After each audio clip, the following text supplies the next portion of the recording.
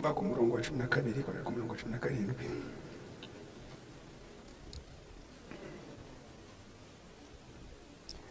Umutwe Yesu yigishiriza i Kaperinawumu.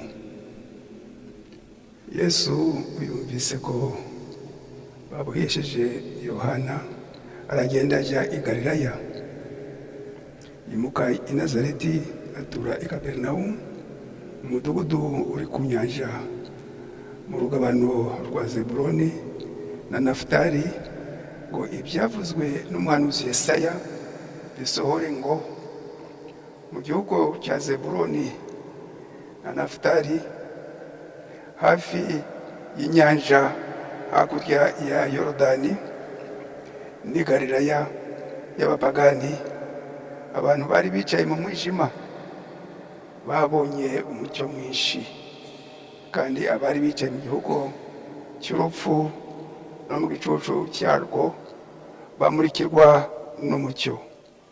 Yesu ahera ubwo atangira kwigisha avuga ati, mwihane kuko ubwami bwo mu ijuru buri hafi. Turagushimira mwami wacu Yesu Kristo, umuremyi wa byose, umwami w'abami, uwa mbere ukaba uw'imperuka, umukiza wacu, umucunguzi wacu, wadushoboje ngo tugere aha ngaha Nyagasani. Bamwe ngo bafate umwanya baguhimbaze Mana, bagusenge Mana, bitekerezeho Mana. None tugeze mu mwanya wo kumva ijambo ryawe. Nta muntu waritinyuka Mana uretse kwicisha bugufi ngo twumve icyo Umwuka Wera atubwira Mana Nyagasani. Ifunguro ryacu Mana Nyagasani, rya roho zacu, ubugingo bwacu Mana, buzabana nawe iteka. Mana uhoraho, Mana nziza, icyaturagoya cyose n'ikindi cyose cyaturangaza gitsindwe mu izina rya Yesu Kristo. Umwuka Wera Mana Nyagasani amanukire bose muri ingando yawe, atwigishe Mana, aduhe imbaraga zo kwa koko umugeni wawe Mana. Mana uhoraho, Mana nziza, uha umugisha abahungu bawe, abakobwa bawe, abashyitsi bahire baje Mana, twese aha ngaha Mana Nyagasani twumve icyo Umwuka Wera atubwira uyu munsi Mana. Mana uhoraho, Mana nziza, akira amashimwe yacu Mana, icyubahiro ni icyawe mu izina rya Yesu Kristo, amen. Amen, amen, amen. Amen. Mana ibahungisha mwese, turi mu gusenga dusaba Imana ngo ituyobore ku kibwiriza yateguye. Niyo myizerere yacu, ntabwo tuba dufite nk'amasomo nk'umwarimu wigisha abazi ahantu yageze ubushize agacumbukura, ariko mu ijambo ry'Imana no gusenga ngo Imana ikuyobore ku nyigisho yadufasha twese. Ariko ndi mu guhumekerwa kw'inyigisho z'igihe cyacu, inyigisho zidusaba kuba abahamya, zidusaba gutinyuka ngo tugende tuvuge. Mwene data Rodi ariko na mwene data Yosefu bigishije ku kibwiriza cyiza convaincu et puis concerné. Yosefu Sengiyumva, convaincu ni iki? No guhamirizwa, kumva urabyemeye uku ni ukuri koko, ndabyumvise noneho pe. Iyo uri convaincu rero ibyo bintu bigira ibyawe, ukabyitangira, nta n'umuntu wakunyeganyeza. Convaincu puis concerné, urabyumvise uravuga ati njovile, uti niko mukomeze bimeze, ati wamara kubyumva neza bigucengeyemo ukabigira ibyawe, ntawabigukuraho. turi muri icyo kirere rero, ikirere cyo kumva yuko umuhamya nyakuri ni umwuka wera. Twabisomye inshuro nyinshi, niyo mpamvu Yesu yatabwiye intumwa ze ko bagende babwirize mbere yuko bakira umwuka wera, mbere ya Pentekote. Yarababwiye ati, Yohana umubatiza yabatirishije amazi, umubatizo uwo kwihana, mwebwe mu minsi mike murabatirishwa umwuka wera.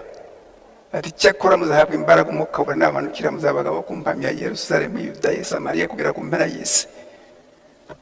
Ati musubire i Yerusalemu, mugende mutegereze. Bategereze iki? Iryo sezerano ry'umwuka wera. Iminsi 10 abizera bose bari hamwe 120 bategereje umwuka wera. Igihe babonye umwuka wera barasohoka bikaragaba. Kuva icyo gihe baba abahamya. Ubwo twavuga ngo iki? Ni umwuka wera wari ubarimo, niwo wabaye umuhamya nyakuri, arabakoresha. Niyo ikibwiza twatangiriyeho, le témoignage d'un vrai témoin, le témoignage d'un vrai témoin, ubuhamya bw'umuhamya nyakuri, umuhamya nyakuri n'umwuka wera. Natwe rero iyo wumvise ikintu cy'agaciro, uko livre de vie de l'agneau, ikintu cy'agaciro ntabwo ari amafaranga afite agaciro, nayo ntabwo ari imitungo ifite agaciro, ntabwo ari kumenyekana, icyamamare muri politike, icyamamare muri football, icyamamare mu bintu byo kuririmba, muzika, bita muzika. Ibyo bintu byose ni igihe gito Imana igusaruye ubisiga ngaha kuri iyi si. Ubwo bwamamare bwawe, ariyo mafaranga warunze, ariyo mitungo warunze, mazo ngahe byose bisiga ngaha kuri iyi si. Dutekereze ku iherezo ryacu, bashiki banjye bene data, dutekereze ku iherezo ryacu, tubiharanire muri iyi nyigisho y'igitabo cy'ubugingo gifitwe n'umwana w'intama na Yesu Kristo wenyine. Abati ikintu cy'agaciro n'ubuzima bwawe n'ubugingo bwawe buzabana iteka n'Imana. Iyo ubisobanukiwe urabiharanira, wabigeraho, ugaharanira yuko n'undi muntu uwo ari we wese yamenya ikintu cy'agaciro kurusha ibindi byose. Urabiharanira bikakuzamo, ugatanga umwanya wawe, ugasengera abapagani, ugasenga abantu b'isi, ugasengera imiryango yawe, ugafata umwanya ukabasengera, ugatanga icyo ufite, ugatanga amafaranga yawe.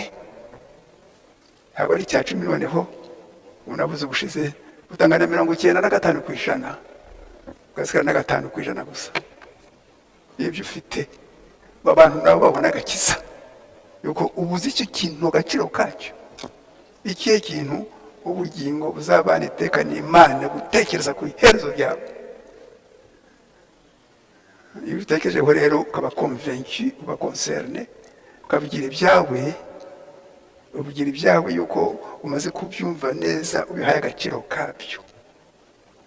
Uyu munsi rero icyo Imana yashatse kutugezaho, ngo umwuka wera tugezeho, ni inyigisho n'ikibwiriza mu cyongereza bakita turn on the light, gucana urumuri. Yari nijoro ahangaha gacyage twahiraga amateraniro, igitaramo cya nijoro, amatara abona gacana amatara, ariko hari na groupe electrogene, amatara baracitse ya REG, imoteri kaka. Gucana rero ntabwo ari iby'iwacu bya kera by'igishimuzo by'akatadowa, ni ugukanda hariya gusa ku gikuta.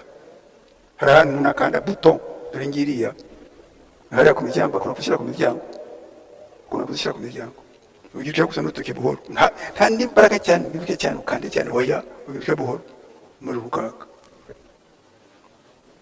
Amasinga aba hari ngaya amatara, hari amatara urabacanye gusaba kandi ahari. Umuhanuzi yakiriye rero ubutumwa avuga ati ducane urumuri, ducane urumuri, tuvuge, dufite uwadutumye, dufite n'ubutumwa bwiza, dufite icyo kuvuga,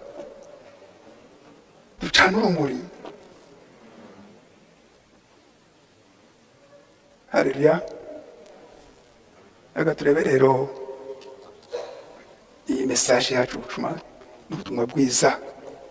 Umuhanuzi nawe yasomye aho ngaho, ariko mbere atangiye gusoma muri Yesaya, ariko iki kibwiza kijyanye cyane n'iki gice cya Yesu bagiye ahantu hari abapagani Kaperinawumu. Igihe bamubonye babona urumuri rwinshi, bamubonye gusa babona urumuri rwinshi nk'uko tumaze kubivuga. Next. Urumuri ni iki? Umuntu ambaye tumanza barinda muri iki kibwiriza kudusanga ngo ducane urumuri. Urumuri ni iki? Urumuri ni ijambo ry'Imana. Urumuri ni Yesu Kristo. Yesu Kristo niwe jambo. Urumuri ni umwuka wera. Umwuka wera ni iki? Ni Imana. Ni umwuka wari muri Yesu Kristo akawuduha. Niwe uwutanga wenyine, nta muntu utanga umwuka wera. Ni Yesu Kristo utanga umwuka wera. Ducane urumuri ni iki? Tugaragaze Yesu Kristo uri muri twe, tugaragaze ubutumwa twakiriye, tugaragaze umwuka wera, umuhamya nyakuri uri muri twe. Nicyo kimwe rero, urumuri ni ijambo ry'Imana, urumuri ni Yesu Kristo, urumuri ni umwuka wera.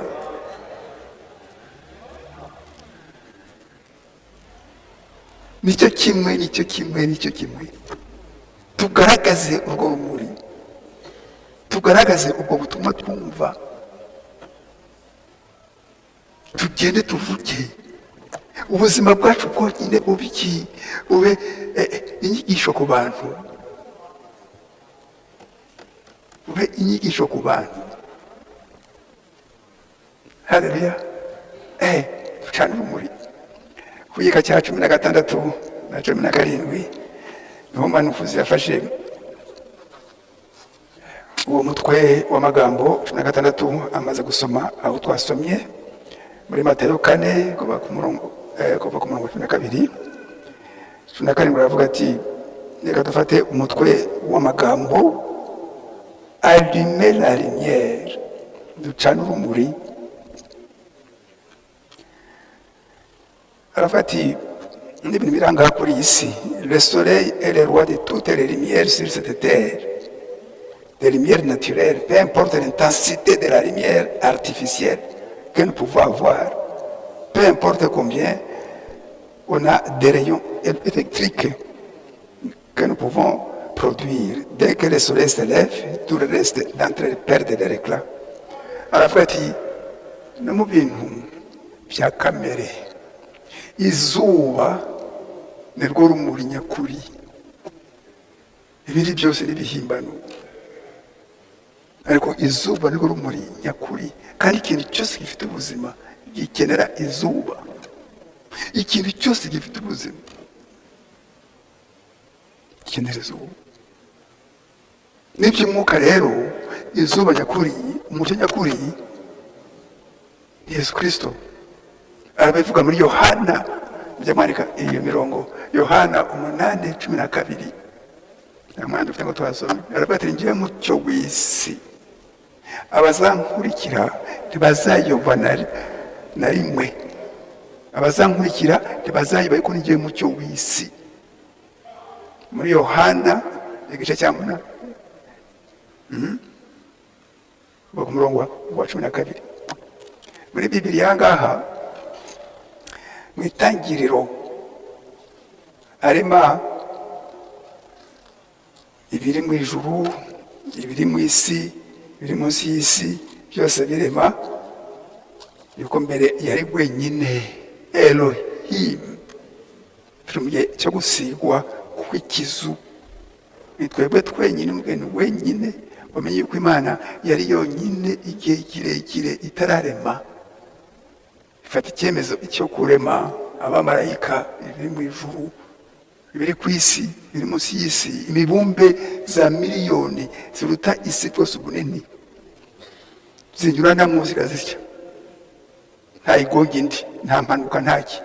Iyo mibumbe mwumva aha ngaha itangiriro igice cya mbere,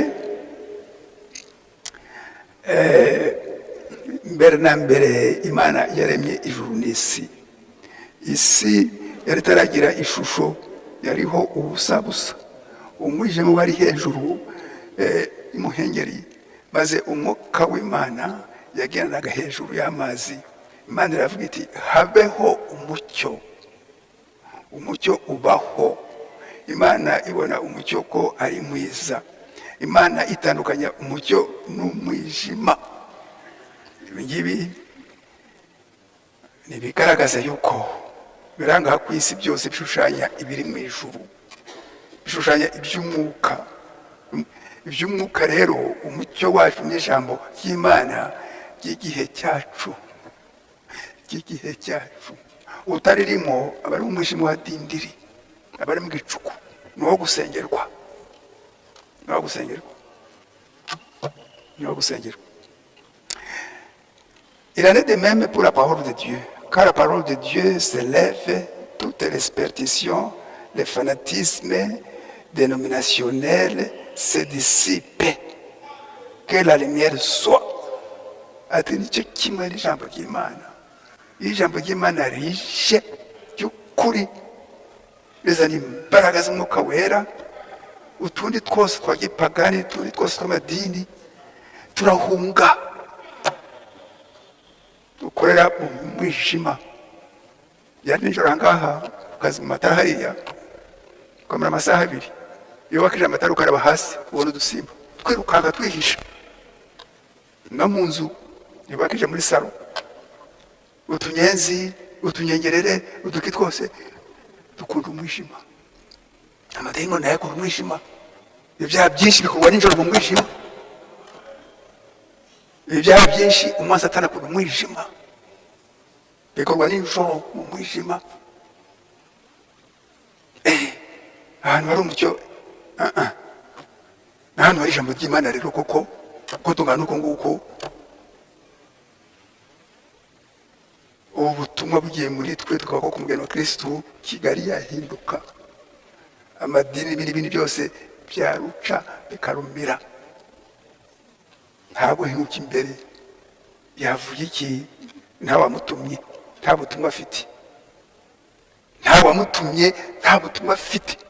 Ariko wowe ufite wagutumye, uri muri wowe, uri muri nge aruta uri muri iyi si. Ufite uwagutumye, ufite n'ubutumwa, ahaguha n'izo mbaraga. Wahagarara imbere n'indi. Ariko ikibazo ni uko abantu bagitinya uwo mwuka wera. Ducana urumuri, turucana, ntabwo turi mu mwijima, ducana urumuri. La lumière suprême vient de la parole de Dieu. Umucyo nyakuri uva mu ijambo ry'Imana. Dieu sépare la lumière avec les ténèbres. Imana itandukanya igihe cyose umucyo n'umwijima. Dusohoke mu mwijima wa Babuloni, dusohoke mu byahishuwe 14. Marayika aratubwira ibyahishuwe 18 umurongo wa 4, byahishuwe 18 umurongo wa 4. Marayika aratubwira musohoke muri Babuloni, musohoke bwoko bwanjye. Mwana kwa murongo byahishuwe 18 umurongo wa 4, musohoke muri Babuloni, bwoko bwanjye musohoke. Muri kuramba iki? Muri Laodikiya Yesu ari gukomanga ku mitima ngo abantu basohoke. Gusohoka kwa gatatu yaje muri inkingi y'umuriro wenyine inshuro nyinshi, afatwa ifoto ngo dusohoke tumusange. Haleluya, dusohoke tumusange. igika cya 31 kubandika. Seule la lumière peut venir de la parole de Dieu. Ati umucyo wava ku ijambo ry'Imana. La parole de Dieu est la lumière quand elle est manifestée. Iryo jambo ry'Imana rihinduka umucyo iyo rigaragajwe kajyana n'ibitangaza, tugasengera abarwayi bagakira, ibibazo bigakemuka. Haleluya. Imbaraga zikaza tugatinyuka. Ni ikintu cy'ingenzi cyane tugatinyuka. Rien de ce qui est naturel ou spirituel ne peut vivre sans la lumière. Et cette lumière, c'est la parole qui est la lumière et la vie. Haleluya. Nta kintu cyabaho mu bya kamere n'iby'umwuka kidafite mbese umucyo. Mu by'umwuka uwo mucyo ni ijambo ry'Imana. Iryo jambo nibwo buzima, nibwo bugingo. Mwene so barinde mureba ahangaha ntabwo ari uruhara, ntabwo ari iki. Iri ni ikoti nambaye ari imbere. Ntimumureba. Ni ubugingo bwanjye, ni umwuka undimo unkoresha. Haleluya. Bwo mwene so barinda. Niko nguko. Twumvise neza rero yuko urumuri ni Yesu Kristo. Turavuye wowe nyine. Urumuri ni ijambo rye, ni umwuka wera. Iyo kugezemo cana urumuri noneho rero bararufite.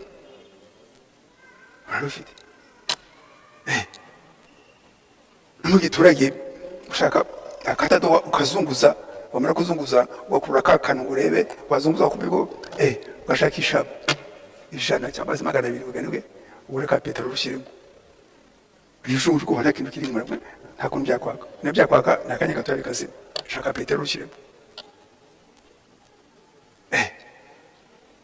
Cyakoreshe igishirira. Kujishirira. Mu by'umwuka rero iyo umuntu afite umwuka wera abayuze urumuri, abayuze uwo mucyo umurimo, tugaragaze. Next slide.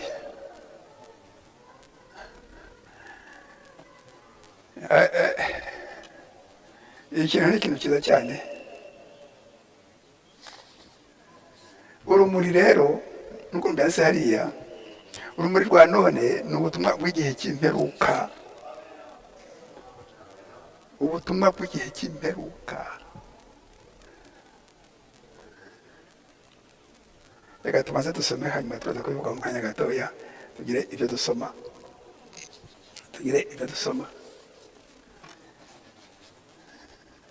Reka ngo ahantu hose naseze ngo tuhumve niko nicyo kidutandukanye n'amadini.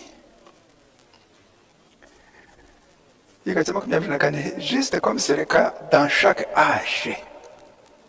Nk'uko bimeze muri buri gisekuru, Dieu nous a annoncé ce qui arriverait dans chaque âge. Ijambo ry'Imana harimo rwose imirongo bivuga kuri buri gisekuru. Une seule chose dont il a besoin, c'est la manifestation de la lumière de Dieu sur cette écriture pour la faire vivre pour cet âge.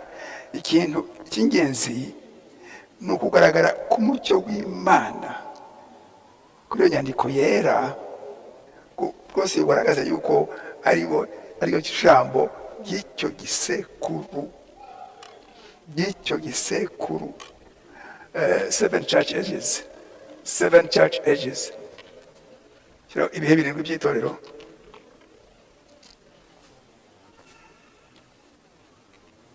Imana ni Imana.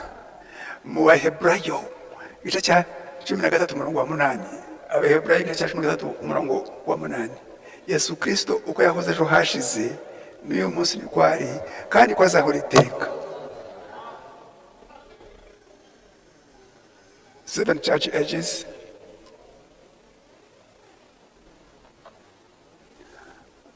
mu ndebe aranga hashyize akantu gatukura, muri barashyize akantu gatukura, hariya n'itangiriro, ibitabo bitanu aho Imana yaje igahura na Mose afite imyaka 80. Iyi ni isezerano rya kera kuva ahangaha ukaza ukagera ahangaha. Iyi ni isezerano rishya. Isezerano rya kera dore ngiri rifite ibitabo 39 rituruka ahangaha igihe cya Mose. Igihe cya Mose rero hano hari umucyo waho. Mose imyaka 1500 mbere y'uko Yesu avuka, imyaka 1500 mbere y'uko Yesu avuka,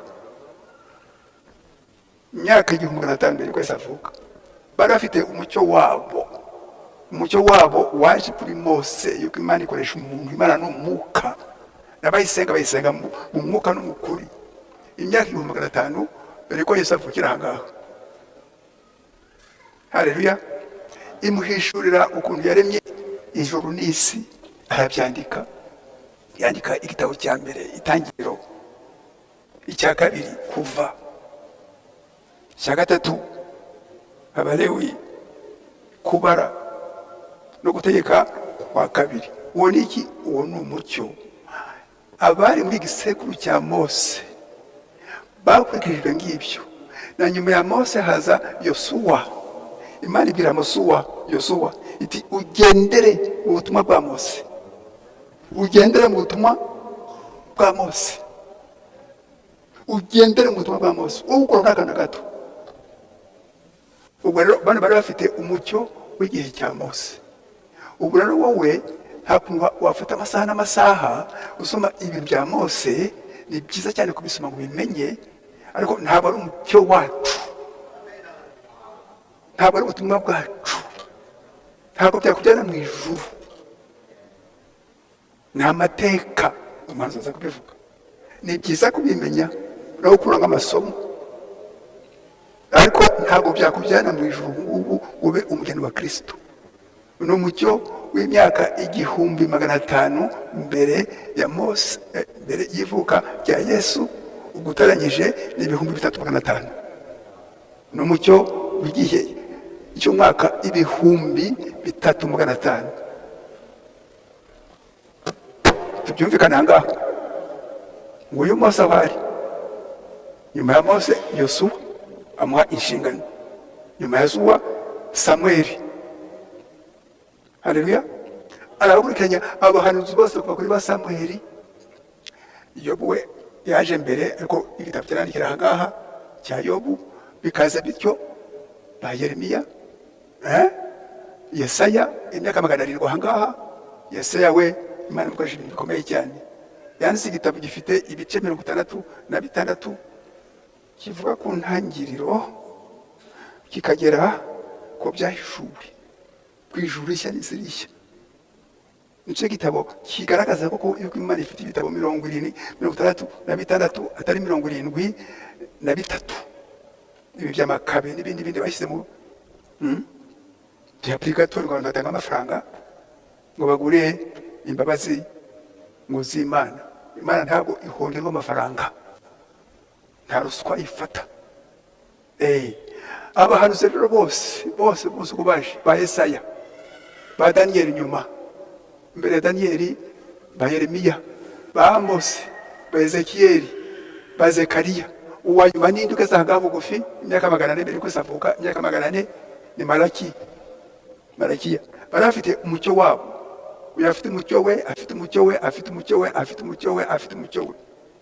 Umukiranutsi rero uri mu kirere cya gatandatu ni uwizeye neza ubwo butumwa bwavuye ku Mana bukaza ku muhanuzi w'igihe cye.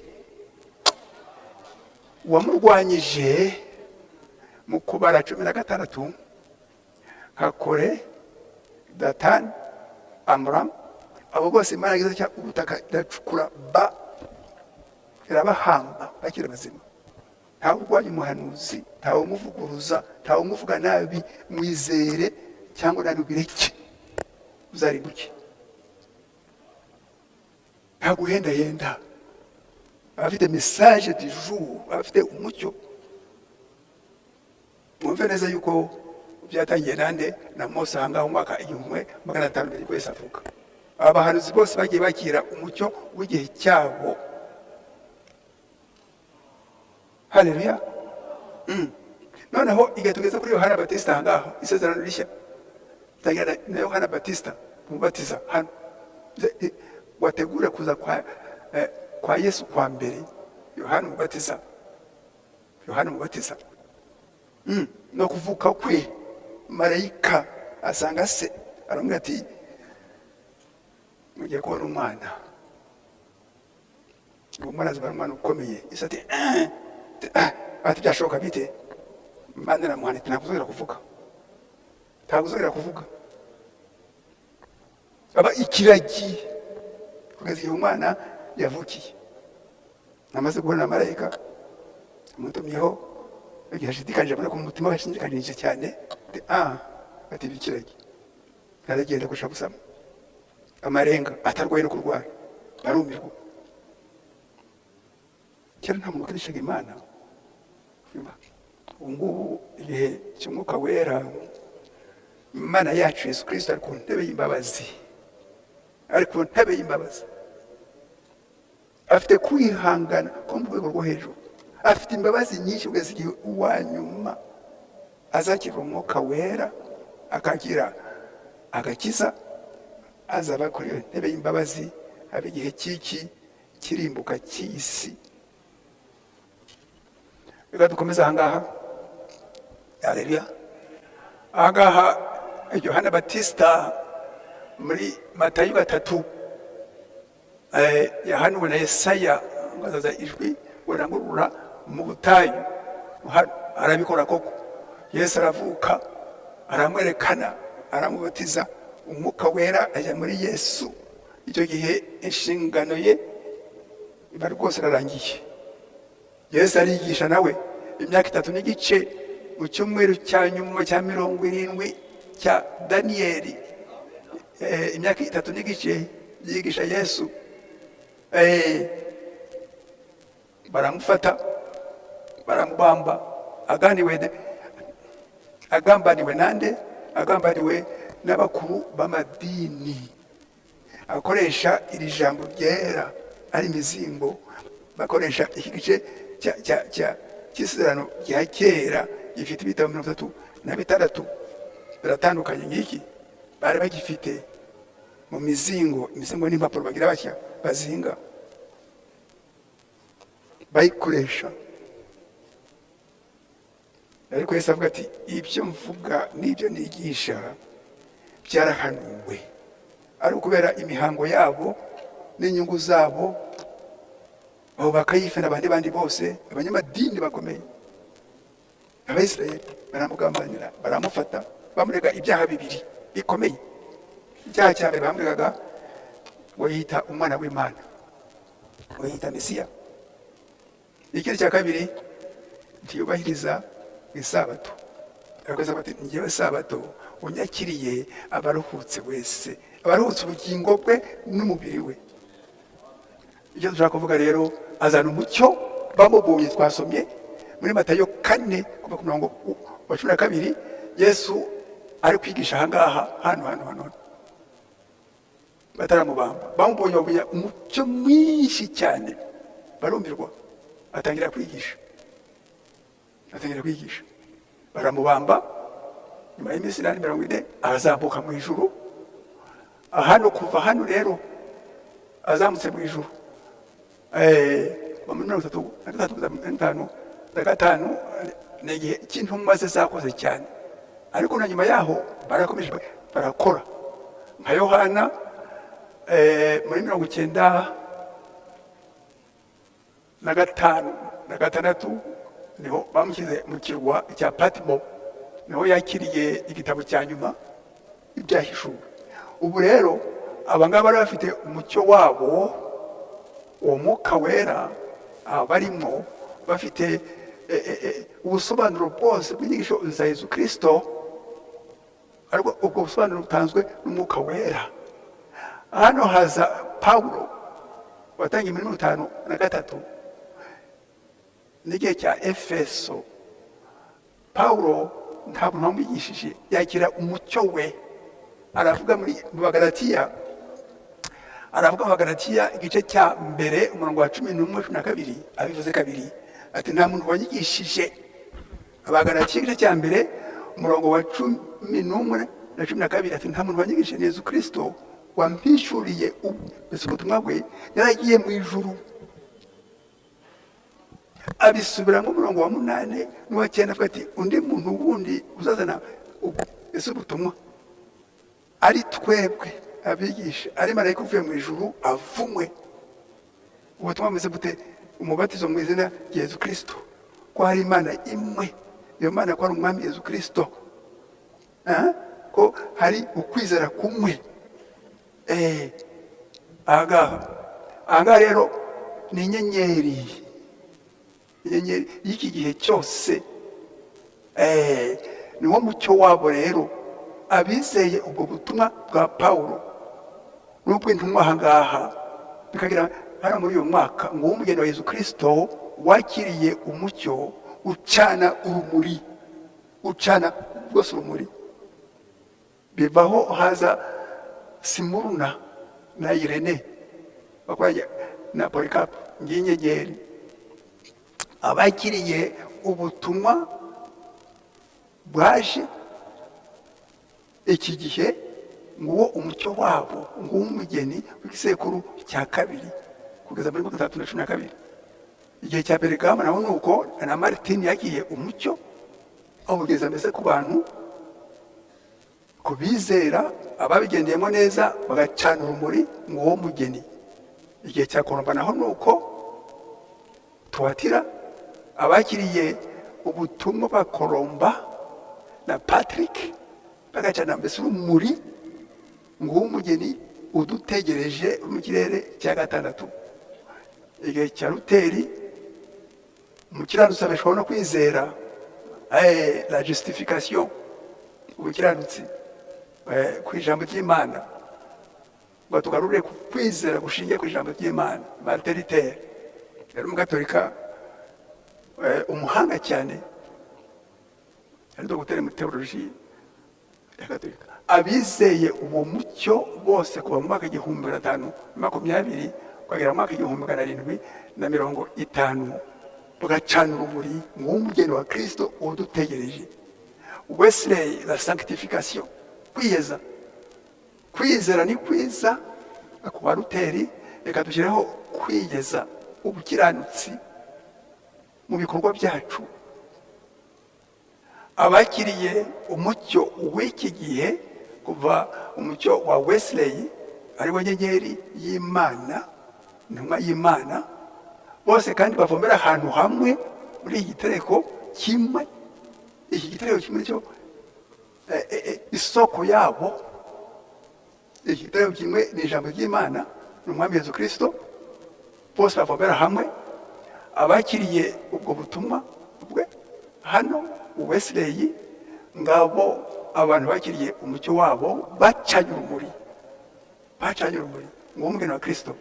Turi mu gihe cyacu rero aha ngaha, igihe cya nyuma cyatangiye mu mwaka 1906 na William Marion Branham. Hano nta herezo. Iherezo niki? Ni ukuzamurwa ngibi.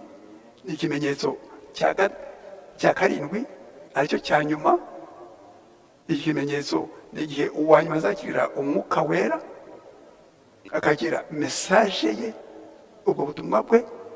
Nguyu umucyo wacu ahuri. Amadini rero abavuga igihe cya Paulo, Matayo ni hano, Yohana, Marko ni ijambo ry'Imana, ni umucyo w'Imana w'igihe kuva hano ukagera aha ngaha, warangiriye aha ngaha. Haleluya! Ni ijambo ry'Imana, ni umucyo w'icyo gihe. Ni nko kuvuga ngo turi mu 2022 tugiye kota izuba ry'umwaka 2000.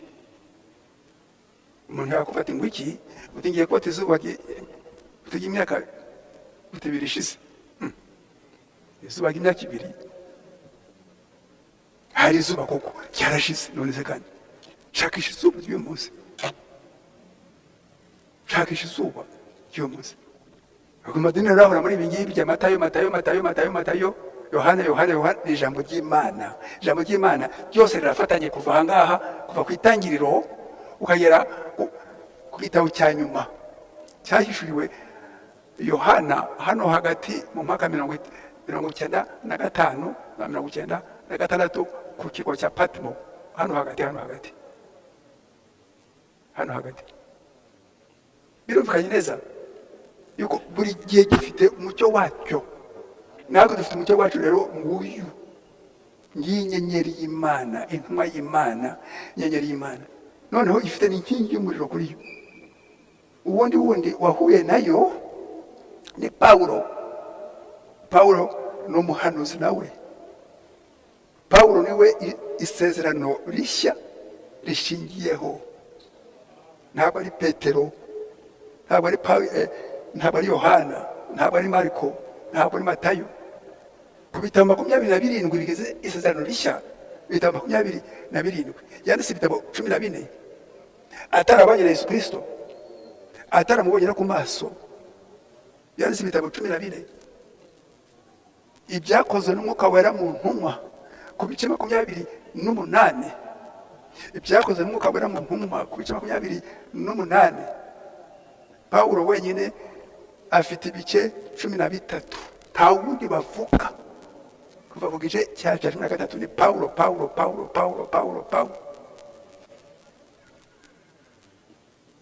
Haleluya. Nguyu umucyo w'iki gihe y'inyenyeri y'Imana. Inyenyeri ninde? Ni Paulo. Inyenyeri ninde? Irene, inyenyeri Martin, Colomba, Luther, Wesley na Branham. Umuhanuzi ni ikintu gikomeye cyane ku Mana. Niwe ijwi ry'Imana, niwe kanwa k'Imana, niwe nyenyeri y'Imana. Haleluya. Iyo muvuyeho urarimbuka, ubu rero twebwe dufite umucyo wacanga izi mesaje dusoma nuko muri kure. Marafashe ikaramu itukura, ahandi se gashyiramo marikeri, za marikeri cyane. Uba wagasomye ugasenga ukumve neza Umwuka Wera rwose gukoreshe, ube umugende. Umugende ni iki? Ni nka tuyo. Twebwe dufite umucyo wacu iki gihe, nguyu inyenyeri, ubutumwa ngubu ubwategura umugeni w'igihe cy'imperuka n'ubu. Ntabwo ari ubu, ariko dusaba ngo tubimenye kuva igihe cya Mose. Ushoboye kubisoma byose, aho umuhanuzi aravuga ati kuva ahangaha ukagera ahangaha. Isezerano rya kera ni igicucu cy'isezerano rishya. Iyi Bibiliya iri ahangaha uyirebe, ni igicucu cyayo, igicucu cyayo. Uko umanutse ukayigeza ahangaha, igicucu kirashira. Isezerano rishya ryaje cyangwa igicucu cyari umucyo w'icyo gihe, ntabwo ari umucyo wacu. Haleluya. Wabikuraho ugasubizaho urumuri rwa none n'ubutumwa bw'igihe cy'imperuka. Mwumva ngaha ikacha 35, chaque âge Dieu a attribué une portion de sa parole. À chaque âge Dieu a attribué une portion de sa parole. Attribué sekuru Imana yafashe igice cyangwa se umugabane, portion, portion in English. Ijambo ati mwebwe mbahaye nguyu mucyo mbahaye.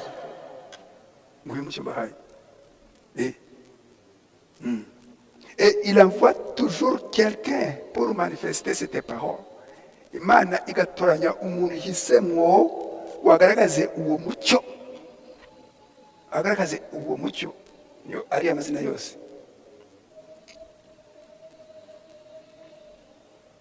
Haleluya. Ikacha 62. Nous ne pouvons pas vivre de la lumière d'hier. Point. nta kuntu twabaho dushingiye ku mucyo w'ejo ejo hashize. Umucyo w'ejo nyine warashize, igisekuru cyashize. La lumière d'hier c'est de l'histoire. Umucyo w'ejo washize ni amateka. Ibya Luther ni byiza, ni amateka kuri twebwe. Ibya Wesley ni byiza, ni amateka. Ibya Colomba ni byiza, ni amateka. Ibya Yesaya ni byiza, ni amateka. Ibya Daniel ni byiza, ni amateka. Daniel igice cya 12 Imana imwishurira iby'igihe cy'imperuka. Daniel 12, Daniel igice 12. Umurongo wa 4 avuga ati muri icyo gihe Daniel funga igitabo, benshi bazajarajara bashaka ukuri. Umurongo wa 8 nuko avuga ati ikizaheru kindi ni ikihe, aganira n'Imana. Imana biti igendere Danieli, bumba igitabo ugifatanyije ikimenyetso kugeza igihe cy'imperuka. Bumba igitabo ugifatanyije ikimenyetso kugeza igihe cy'imperuka. Alléluia. La lumière d'hier, c'est de l'histoire. Vous ne pouvez pas vous réchauffer aujourd'hui au soleil qui a brillé hier. Nta kuntu wakota izuba uyu munsi ku mucyo w'ejo.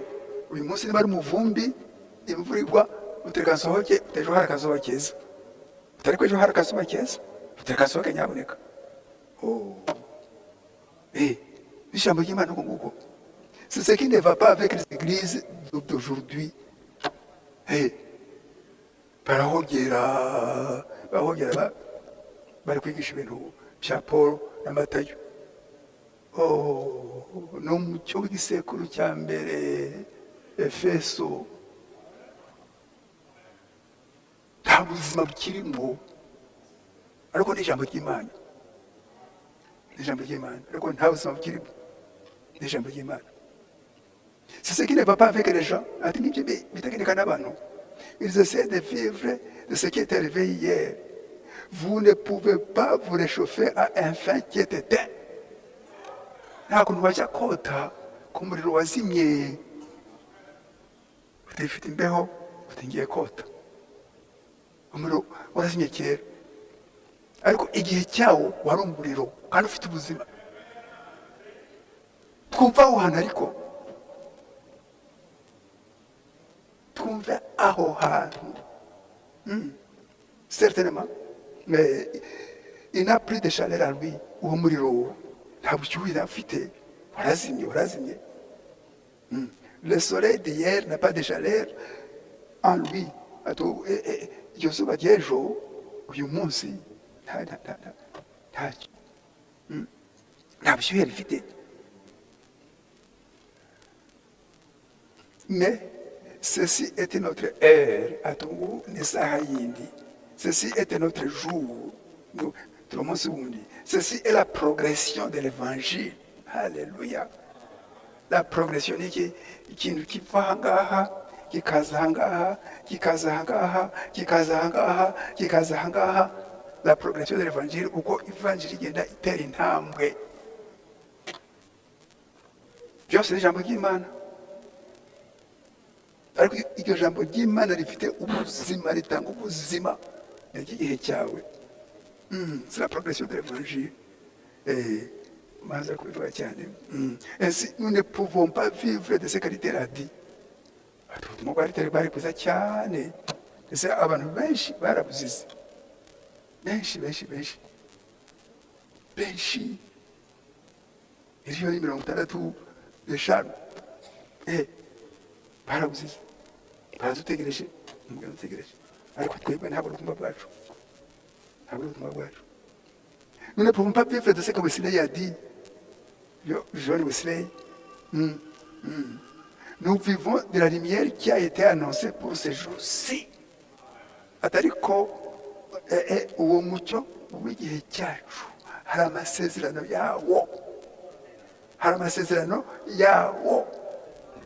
Iyo dusomye muri Malaki, umuhanuzi usoza amasezerano ya kera. Ubundi ni Malaki igice cya 4 umurongo wa 4 wa 5. Niyo turebye neza barabyandika ngaho buhoro na Bibiliya za kera nuko zavugaga, ariko nanga baratwandika duto cyane cyane cyane. Malaki imbere ya Matayo batwandika duto duto. Bibiliya nini mfite Bibiliya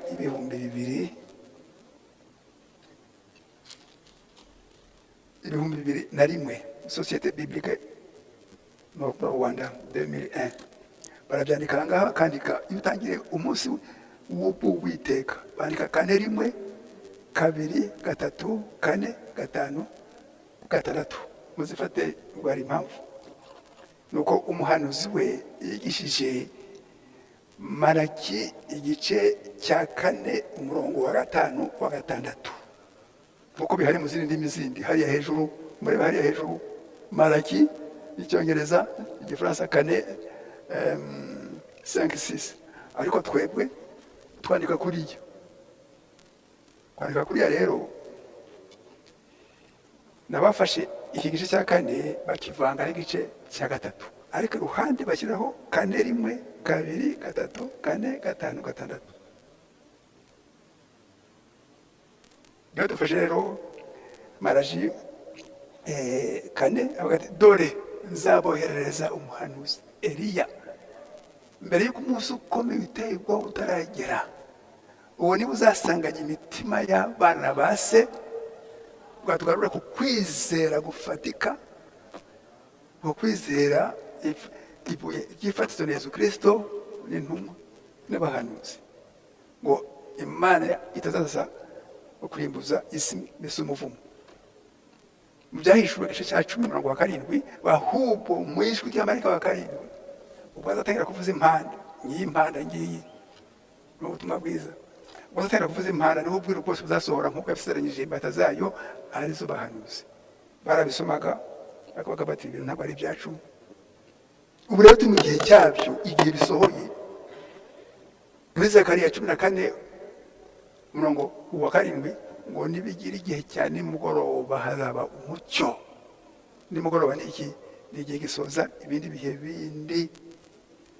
Tugeze mu gihe cy'amataha cya nimugoroba, nta kindi gisekuru kindi, ni ugusohokamo umugeni azamurwa, iyi si irimbuka.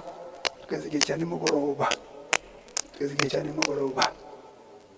uwiyeza akomeze abe intungane ku Mana, n'uwiyanduza n'abakomeza. Ni amahitamo ya buri muntu,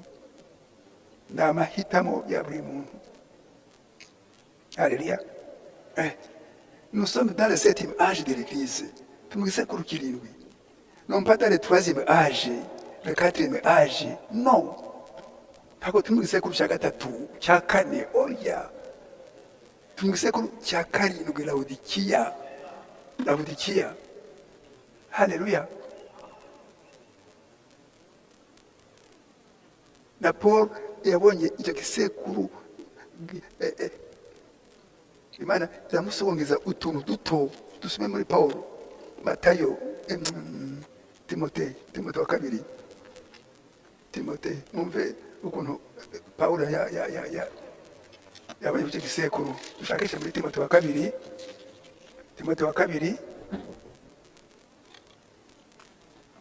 igice cya 3, ndasoma gusa hano habiri. Timote wa 2 igice cya 3. Ubuhenebere buteye ubwoba bo mu minsi y'imperuka. Umenye yuko mu minsi y'imperuka hazaza ibihe birushya. Kuko abantu bazaba bakunda impiya amafaranga, birarira, bibona, batukana, batumvira ababyeyi babo, indashima, batarabera, badakundana babo, batuzura, babeshyerana, batirinda, bagira urugomo. Intambara zose kuri isi, badakunda ibyiza, bagambana ibyigenge, bikakaza, bakunda ibibanezeza aho gukunda Imana, bafite ishusho yo kwera ariko bahakana imbaraga zako. Imbaraga zo kwera n'umwuka wera. Abameze batyo uburyo batera umugongo.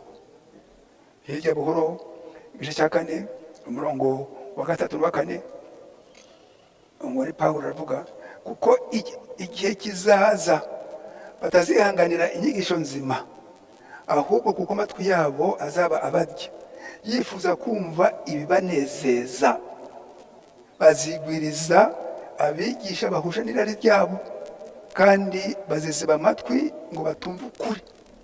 Bizeba amatwi bazayoba bakurikize imigani y'ibinyoma. Igihe cy'imperuka, igihe cya Laodikiya, ku bari bahari twakigisha, twafashe igihe kirekire, twabasha hafi umwaka wose twigisha ibihe 7 by'itorero, umwaka wose.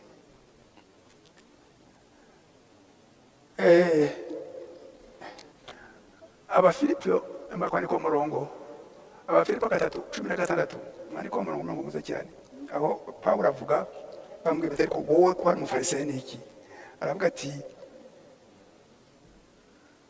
ukurikira umucyo ntusohoreyemo. Bakansoma umurongo uko wanditse neza. Abafilipo, umuntu akurikira umucyo asohoreyemo, nta kwizirika, nta kwizirika.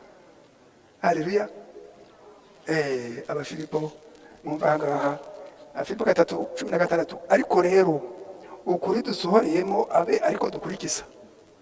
Ukuri dusohoreyemo abe ariko dukurikiza.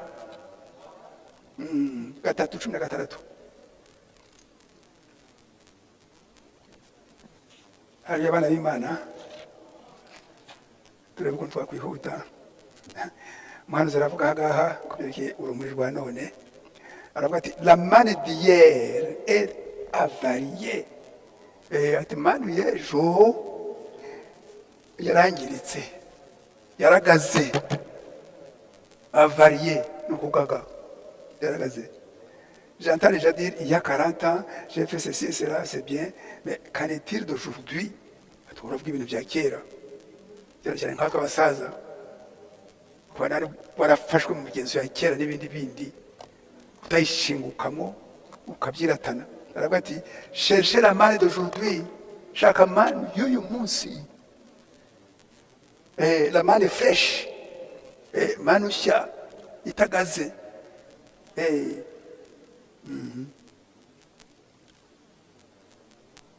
Nous parlons toujours d'hier, d'hier. Qu'en est-il de l'église d'aujourd'hui?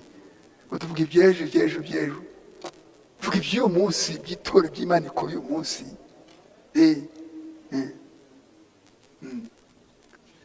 Dukomeza 132, tugiye ku nyuma ya kabiri. 132. Et si un homme est né de l'esprit de Dieu, ni umuntu yaravutse mu mwuka w'Imana, yaragiye umwuka wera, il sondera les Écritures pour voir si c'est la réponse pour aujourd'hui. Azicisha bugufi, agenzure ibyanditswe byera, ashakisha igisubizo cy'uyu munsi, ashakisha amasezerano y'uyu munsi. Haleluya. La réponse est toujours Christ. Icyo gisubizo ni Kristo. Ubwo Kristo yahoze kera, niyo munsi niko ari, niko azahora iteka. Christ est la parole, et la parole vient à la vie. Iyo jambo rero riza mu gihe cyawe. Kristo akari ubuzima, c'est votre lumière promise pour aujourd'hui. Niwo mucyo wakusezeranyije uyu munsi, nta wundi mucyo wundi ni Kristo, nta wundi mucyo wundi ni umwuka wera, nta wundi mucyo wundi ni ijambo ry'Imana. Haleluya. Mbere ko tubaho ngaho muri iki gitabo ibihe 7 by'itorero, ibihe 7 by'itorero ku rupapuro rw'149 niwo nsoma gusa, ariko handi 162, 149. Mumve icyo umwuka wera atubwira abinyujije muhanuzi Branham. La véritable preuve qu'on est baptisé du Saint-Esprit, ikimenyetso gifatika yuko umuntu yabatijwe n'umwuka wera, c'est que le croyant reçoit la parole pour l'âge dans lequel il vit, yuko uwo mwizera yakira ijambo ry'igihe cye, c'est que le croyant reçoit la parole pour l'âge dans lequel il vit, yuko mwizera yakira ijambo ry'igihe cye. Yesu Kristo nawe yabivuzeho uko bavuga ngaha 162. La preuve qu'on a reçu le Saint-Esprit aujourd'hui, ikimenyetso umuntu yakimuka wera uyu munsi, est exactement la même qu'à l'époque de notre Seigneur. Nicyo kimwe n'igihe cy'umwami Yesu Kristo, c'est de recevoir la parole de vérité pour le jour où l'on vit, kwakira ijambo ry'ukuri ry'igihe cyawe. Jésus n'a jamais insisté sur l'importance des œuvres. Ati Yesu ntabwo yise imbaraga mu mirimo, il a insisté sur l'importance de la parole. Il savait que si les gens recevaient la parole, ils suivraient. Azi yuko umuntu yakiye ijambo imirimo ikurikira. Haleluya. Yesu yigisha imyaka 3 n'igice. Abakiriye ijambo bwe ba Matayo, ba Yohana, ba Petero, ba Luka, ba Stefano barasohotse bava mu madini y'abafarisayo n'abasadukayo, barafite isezerano rya kera n'imihango yabo n'ibindi bindi. Ari nko bakujishije bugufi ngo barebe isezerano, amasezerano menshi yavugaga kuri Mesiya ko adasohoye, barinangira, baramugambanira, baramubambisha.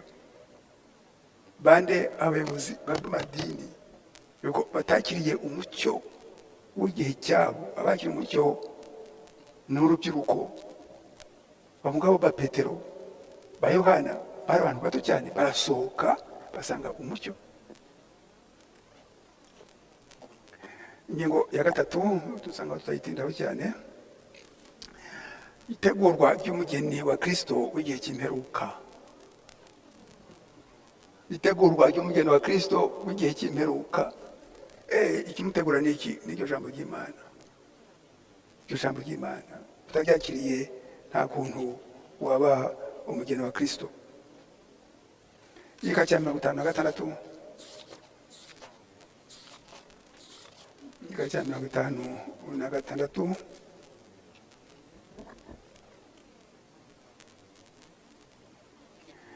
Igihe Yesu yavugaga aravuga ati mais vous me verrez car je serai avec vous même en vous jusqu'à la fin du monde.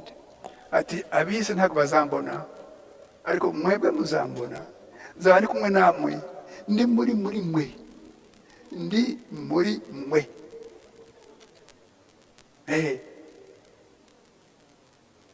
Haleluya. Ibi ngibi tubisoma muri Matayo 28 umurongo wa 20. Ati ndetse muzakora imirimo iruta rwose yanjye. Tubisoma muri Yohana 14 umurongo 12. Ari muri twe, uri muri twe ninde? Ni umwuka wera. Ku bashyitsi bahire uwo mwuka wera, hari intambwe umuntu abaremeza umwuka wera. Urabanza ukumva ubutumwa bw'igihe cyawe, ukabwumva, ugatega amatwi, ukabwumva, ugafata icyemezo uti nabwumviye.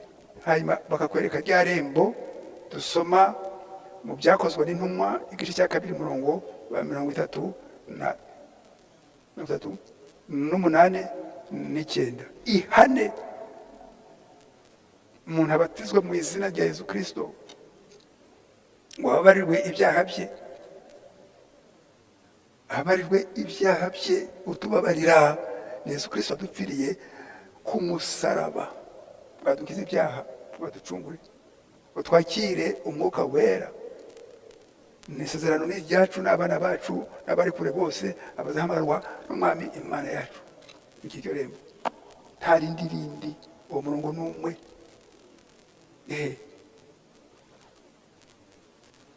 Umugeni wa Kristo.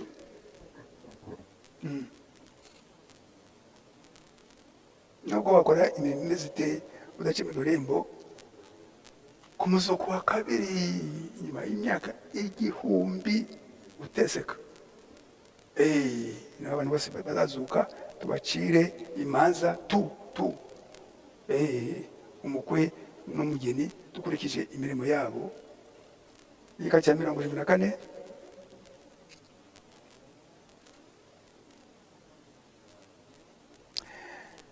Nous sommes au temps de l'épouse. Alléluia. Turi mu gihe cy'umugeni, au temps de sélection, mu gihe cy'itoranywa, le temps que l'épouse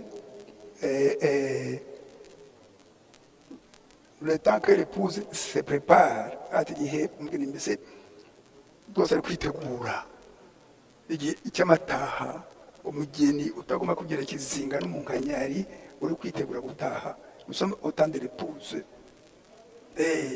Laodikiya twayivuyemo, iraha hanze, turi muri Gosheni. Turi muri Gosheni. Qu'en est-il maintenant? Ati mbese ubu ngubu hari iki? Ati Dieu est en train de susciter une épouse.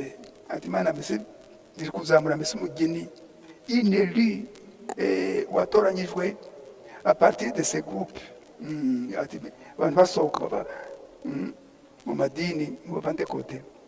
En effet, il n'y aura plus jamais un autre âge de l'église. Ati nta gisekuru kindi kizahaba na rimwe, nta gisekuru kindi. Ariko kuvuga ibisekuru rero,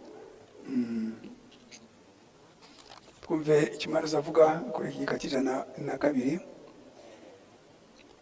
Angaha, quand Jésus reviendra, il trouvera une église qui est lavée, sans tache ni ride. Et ça sera le même ministère qu'il avait. Cela ramènera la pierre de fête. Alléluia. Ati mbese igihe Yesu ntazagarukira, azasanga koko uwo mugeni udafite umunkanyari n'ikizinga. Ati ryabuye mbese risoza la pierre de fête, cya gihagararo cy'umuntu tunganiye Imana, za ntangwe indwi. Ubwo hejuru rero haje Yesu Kristo amaze gutanga mbese umwuka wera, aje ngo iwe uri umugeni mbese amuzamure, bakore umunsi mukuru, bakore ubukwe. Ariko umugeni agomba kuba ari umugeni udafite ikizinga n'umunkanyari, umukiranutsi ku kana kariko kose. Haleluya. Iki ni igika cy'ijana na kabiri kubandika.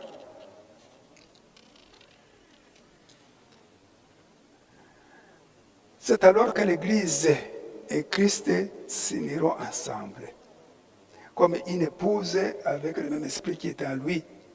Et atangaho niho itorero na Kristo ngo bazihuza bakaba umwe.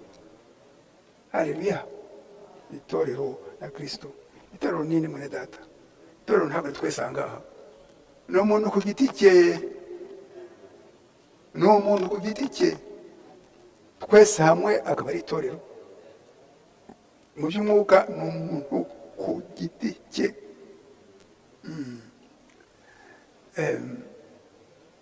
Le même esprit qui était donc en Christ va habiter dans l'épouse. Ibi tubisoma ahantu habiri. Tubisoma abari kwandika bakwandika mpamvu bw'igihe cyose. Urwandiko rwa mbere rw'Abakorinto, igice cya 3 umurongo wa 16. Urwandiko rwa mbere rw'Abakorinto, igice cya 3 umurongo wa 16. Urwandiko rwa mbere rw'Abakorinto, igice cya 9 umurongo wa 19. Igice cya 6 umurongo wa 19. Urwandiko rwa mbere rw'Abakorinto, igice cya 6 umurongo wa 19. Aho navuze mbere, urwandiko rwa mbere rw'Abakorinto, igice cya 3 umurongo wa 16. Abisimeho kabiri avuga ati ntimuzi yuko imibiri yacu ari ubuturo bw'umwuka wera wavuye ku Mana. Ntimuzi yuko imibiri yacu ari ubuturo bw'umwuka wera wavuye ku Mana.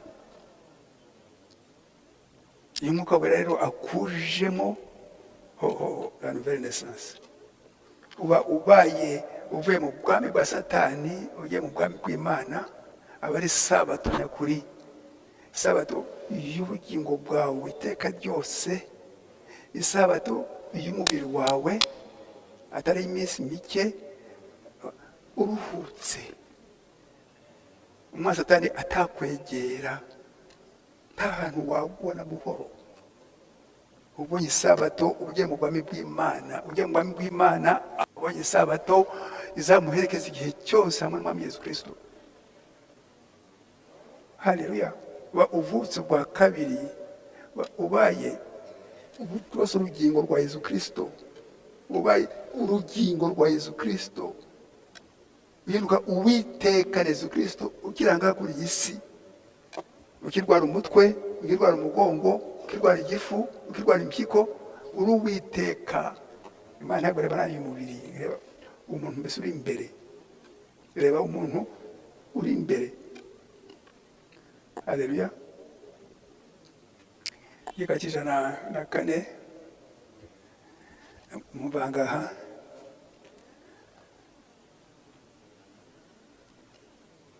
dans les derniers jours, l'épouse sera une épouse prête pour accueillir la venue du Seigneur. Atumese hanyuma uwo mugore koko azitegura abe tayari kwakira Umwami Yesu Kristo.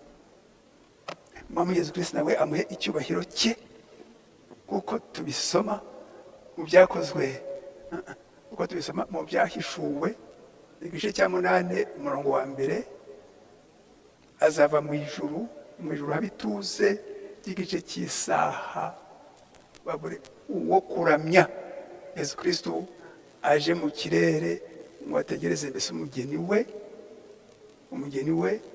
Hari abapfuye bapfira muri Yesu Kristo basinziriye, imibiri yabo yose ntayizure, twebwe abazima mu kanya gato nko guhumbya ayidure mbese imibiri yacu twese hamwe, atwambike umubiri w'ubwiza, tumusanganira mu kirere. Haleluya. Biri bugufi rero, reka tubiharanire, tugira amahitamo meza, tubiharanire, nta gutakaza umwanya. Igika cy'ijana na 38, l'homme qui est rempli de Dieu, lui et la parole est un. Umuntu wuzuye Imana, wuzuye umwuka wera w'Imana, iwe n'ijambo ni ikintu kimwe, nta hantu bihakana ijambo na hato. Certainement il est, ati niko kwameze, c'est le fruit de l'union entre Dieu et l'homme. Ati ni imbuto yo guhura k'umuntu n'Imana, ukiranga kuri iyi si mugahura mukaba umwe, uvuye mu bwami bwa satani ujya mu bwami bw'Imana, nko kwimuka ugafata icyemezo utereka mbe i Kigali njye i Musanze, i Kigali njye hehe i Nyamasheke, urimutse kuva muri iyi si na Babuloni. Ibisabwa reka buri muntu wese abiha agaciro, abikurikiza, atekereze ku iherezo ry'ubuzima bwe, abiha agaciro, abikurikize, ajye mu bwami bw'Imana. Imana igusaruye, nta n'akantu gato wakora, y'amasengesho n'ibindi byose basenga basaba Imana ngo Imana ngere ukuntu yadohora, Imana yadohora. Biba byarangiye neza, biba byarangiye, biba byarangiye, biba byarangiye.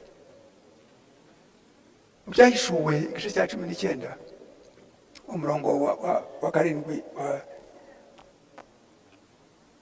wa 8, ngahantu tugeze, reka mbasome. Bavuga ati ingene Kristo twishime, tuyihimbaze, tunezerwe yuko ubukwe bw'umwana w'intama busohoye, umugeni we akaba yiteguye. 19 umurongo wa 7, mu ijuru bishimira irimbuka rya Babuloni. Babuloni ni iki?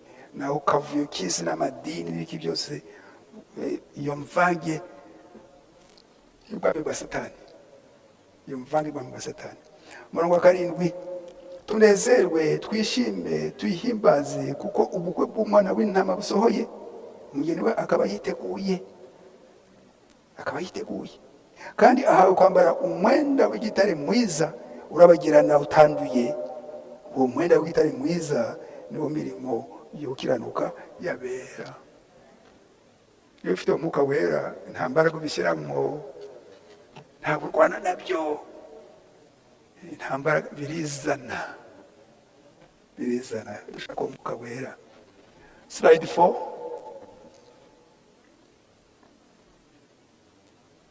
Agace ka 4, mugeni wa Kristo, cana urumuri mugeni wa Kristo,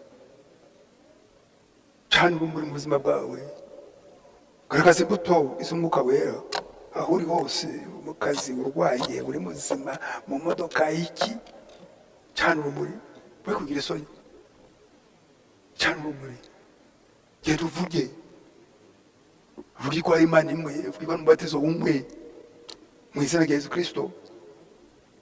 Paul ukuntu yabivuze mu Efeso 4:5, niko murongo, Efeso 4:5, Paul avuga ati hari umwami umwe, hari ukwizera kumwe, hari umubatizo umwe. None kwizera amadini agenda kuri Bibiliya ngo n'igihumbi, asaza igihumbi, igitabo kimwe abantu bagira imyizerere irenze igihumbi kwa jina la Yesu. Ducana urumuri, dutanga ubuhamya, ubuzima bwacu bwonyine bube bwose ubuhamya. Twumvise ijambo ry'Imana, umusamariyakazi muri Yohana 4, umupaganikazi umusamariyakazi ahuye na Yesu, baganira akanya gato, nta mwanya. Igihe amubwiye ko afite abagabo 6, ati ko batubwiye yuko uzamenya mbese ubuzima bwacu ari Mesiya, none ati ni njyewe, ibyo kuvuga bisigaho arirukanka aracika, ariko acika afite iki, kwagenda avuge. Mwumva ukuntu yavuze umusamariyakazi, agenda avuge ko ahuye na Mesiya. Yesu ati ni njyewe. Yohana 4, mwumve, Yohana 4 umurongo wa 39, ni Yohana 4:39. Nuko benshi mu Basamariya bo muri uwo mudugudu bizera Yesu kuko bumvise amagambo y'uwo mugore ahamya ati, bumvise amagambo y'uwo mugore kandi bazi ko ari maraya, bumvise amagambo y'uwo mugore ahamya ati, yambwiye ibyo nakoze byose. Nuko Abasamariya bamusanze baramwinginga ngo agumane nabo, asubirayo 2. Hizera abandi benshi baruta abambere kuko biyumviye ijambo rye. Haleluya. Hizera abandi benshi baruta abambere. Yesu ngati ni njyewe Mesiya,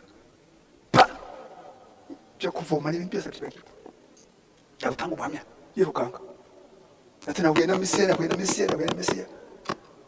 Abantu baraza bahura na Yesu, koko arabigisha, barizera, baramubwira ngo acumbikeyo, kamariyo iminsi 2, arabemerera Yesu, amarana y'iminsi 2 abigisha, barizera ari benshi. Bisuza ku muntu umwe. Bashiki bacu nta kwisuzugura,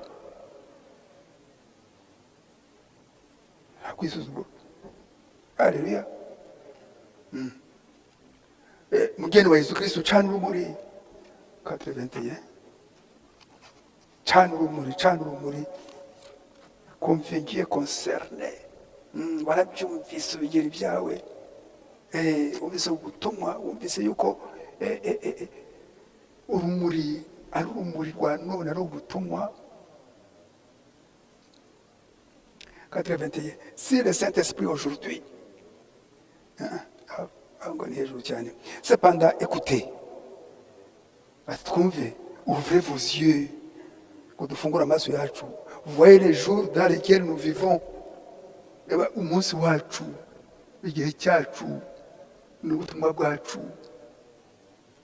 Turi mu gihe cy'isoza cya Laodikiya, igihe cya karindwi. Turi mu gihe cy'amataha. Dufite ubwo butumwa budusaba ngo dusohoke, ngo dusange umwami Yesu Kristo. Umwami Yesu Kristo adutegura ngo tubane nawe iteka. Voyez votre jour. Il est temps d'appuyer de nouveau sur l'interrupteur. Interrupteur ni iki? Ni kariya kabuto kariya aho umuntu acana. Interrupteur ni igifaransa, aho umuntu ajya umuriro ukaka. Il est temps d'appuyer de nouveau sur l'interrupteur ngo tuyikoreho pour que la lumière s'allume, ngo ducane. L'interrupteur ni iki? Umwuka wera mbese turimo, urumva, ngo twikoreho tugere tuvuge, ducane urumuri, ducane urumuri ku bantu bari mu mwijima w'idindiri muri Babuloni, mu kavuyo. Ducane urumuri, ducane urumuri, ducane urumuri. Na message twumva, ubutumwa bwacu bushimangira ibintu bibiri: kugaruka ku ijambo ry'Imana byose, umwimerere waryo, no kwakira ubusobanuro bw'ubwiru bw'ijambo ry'Imana kuva ku gitabo cy'Itangiriro ukagera ku gitabo cya nyuma, ibyahishuwe, kirimo ubwiru bwinshi cyane. Ibihe birindwi by'itorero ni ubwiru bukomeye. Amatabaza arindwi ni ubwiru bukomeye. Ibimenyetso birindwi ni ubwiru bukomeye. Abamarayika barindwi, inyenyeri indwi ni ubwiru bukomeye. Ibyago birindwi ni ubwiru bukomeye. Impanda indwi ni ubwiru bukomeye. Babuloni ni ubwiru bukomeye. Ijuru rishya n'isi nshya ni ubwiru bukomeye. Itegurwa ry'umugeni wa nyuma, usanga umugeni wundi wamubanjirije, usanga abakiranutsi b'isezerano rya kera, ni ubwiru. Haleluya. Igika cya 83. Ce que Dieu a promis, Imana yasezeranyije, c'est ce qu'il fera pour allumer la lumière qui peut confirmer les écritures promises pour aujourd'hui. Ati ibyo bintu Imana ninde? Umwami Yesu Kristo uri ku ntebe y'imbabazi. Azabisohoza izo nyandiko, azabisohoza acana urumuri. Urumuri ni ubutumwa, urumuri ni umwuka wera. Umwuka wera aboneka yuko umuntu yizeye mbese ubutumwa. Niwo muyoboro wonyine, niwo muyoboro wonyine kwakira umwuka wera.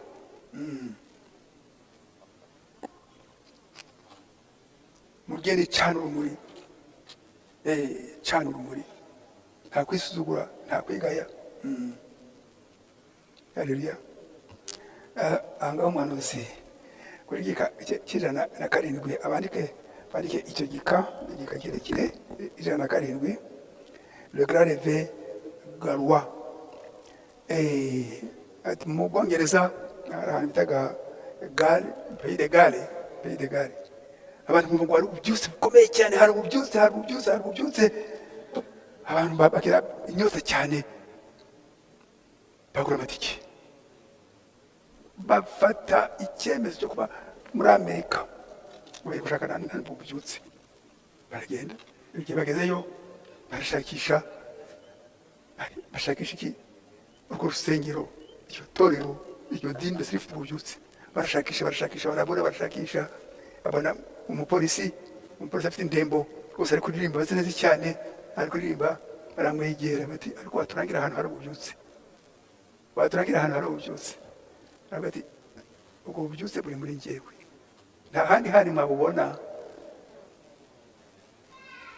Mbese ububyutse hari ubw'umuntu ku giti cye.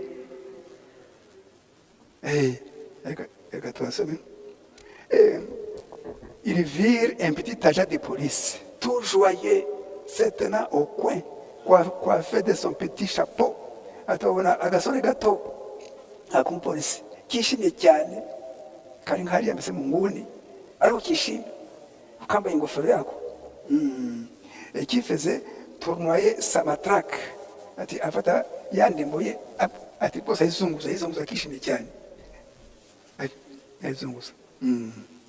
Ainsi ces hommes-là s'approchèrent baramwegera de lui et demandèrent baramwegera buhoro baramubaza, messieurs, pourriez-nous nous montrer dans quel bâtiment se tient le réveil?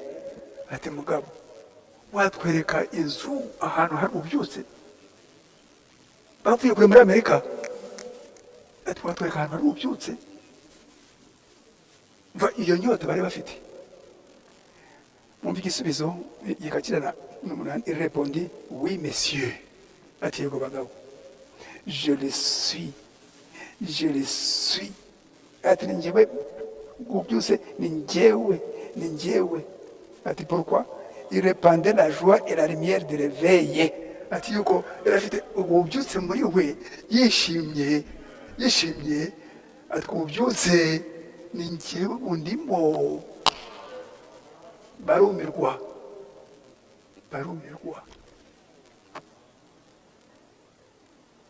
Umuhanuzi yabwira ariko ububyutse ububyutse ntabwo kuza abantu bose buzura ngaha, abapagani, abishushanya, abatizera, abaje kubera impamvu nyinshi. Ububyutse ni umuntu ku giti cye akisuzuma akavuga ati reka ngira rwose ububyutse inshingano zanjye z'amateraniro, izo gusenga, izo gukora rwose ubukiranutsi, ziki mbyuzuze ubwo bubyutse. Ububyutse ni umuntu ku giti cye. Njye nkagira ububyutse, uriya mushiki wanjye agira ububyutse, uriya mwene data agira ububyutse, mushiki wanjye agira ububyutse, mushiki wanjye agira ububyutse, mushiki wanjye agira ububyutse, mwene data agira ububyutse, kuko ububyutse tukamagana ibyaha na Babuloni, tukava mu bwami bwa Satani tukajya mu bwami bw'Imana, tukiri ahangaha kuri iyi si. Ubwo bubyutse. Haleluya. Ati njyewe ati nta bundi saa 8 reka dusoze saa 8 igika cy'ijana n'umunane. Ikimanuzo tubwira ko ikika cy'ijana n'umunane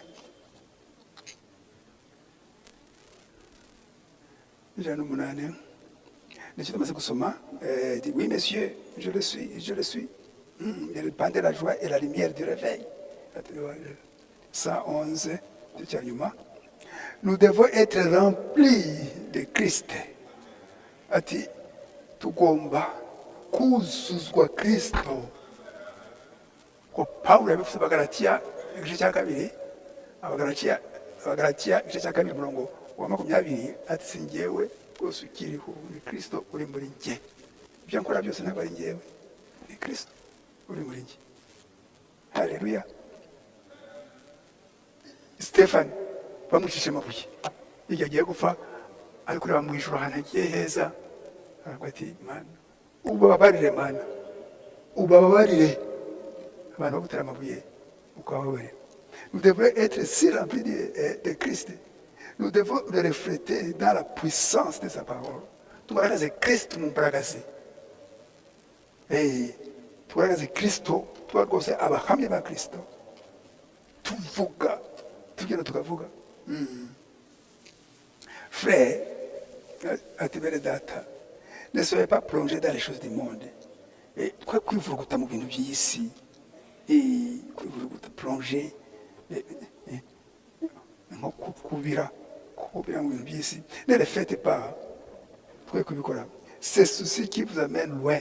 Ati ibintu bizanira ibitekerezo bijyana kure. Restez avec l'évangile. Mutugumane n'ubutumwa bwiza. Observez chaque parole. Muturebe buri jambo. Ne retournez pas à ce que un certain père avait dit. Ati nakusubira ku byo abantu batubwiye. Alors maintenant à Jésus qui a dit que ça doit arriver ces jours-ci. Mutujya kuri Yesu atwereke iby'igihe cyacu. Nous sommes censés être la lumière de cet âge. Buri twebwe mucyo w'iki gisekuru. Impamvu niki? Nuko dufite umwuka wera muri twe, dufite Kristo muri twe, umucyo ni twebwe, umucyo ni twebwe. Être la lumière de cet âge. Alléluia.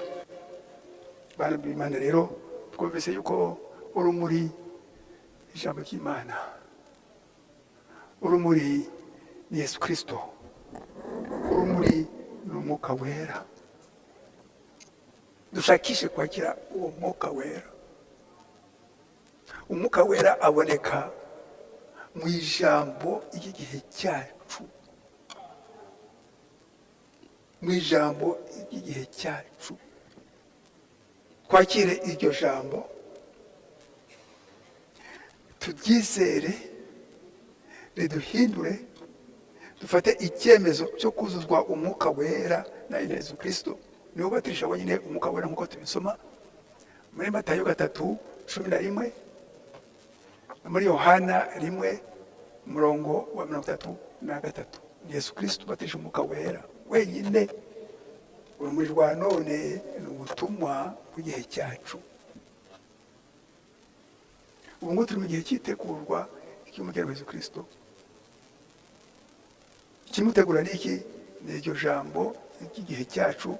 Watera intambwe zose zisabwa, yumve iryo jambo, ubutumwa bwiza, abwizere wenyine ku giti cye, nta muntu umuhase.